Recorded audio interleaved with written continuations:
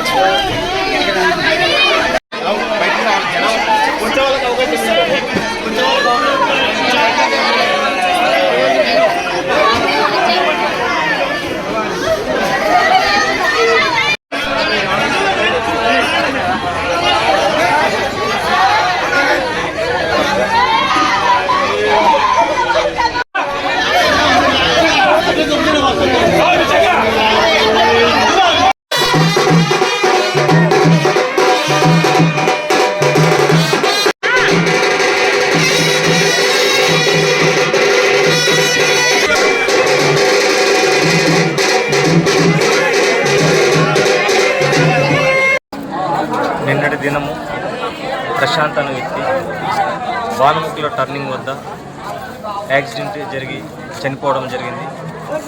చనిపోయిన తర్వాత హాస్పిటల్కి తీసుకెళ్ళి పోస్ట్ మార్టం చేయడం జరిగింది. ఇంత బాధలో కూడా వారి తల్లిదండ్రులు, వాళ్ళ తమ్ముడు, వాళ్ళందరూ కలిసి ఎటు మా పిల్లవాడు చనిపోయాడు, కానీ అతను చనిపోయినా అతని యొక్క వేరే వాళ్ళని కూడా బ్రతికించాలి అనే కారణంతో అతనికి ఉన్న ఆర్గాన్స్, హార్ట్, లివర్, కిడ్నీస్ ఇవన్నీ కూడా వేరే వాళ్ళకి అవయవ దానం చేయడం జరిగింది. ఈ మధ్యకాలంలో చాలామంది అవయవదానం చేయడానికి కూడా ఎవరు ముందుకు రావడం లేదు. ఒకవేళ చేస్తే అది వేరే రకంగా అనేసి ఫీల్ అవుతున్నారు. కానీ అతను చనిపోయినా కానీ ఒక ముగ్గురిని బ్రతికించడం జరిగింది.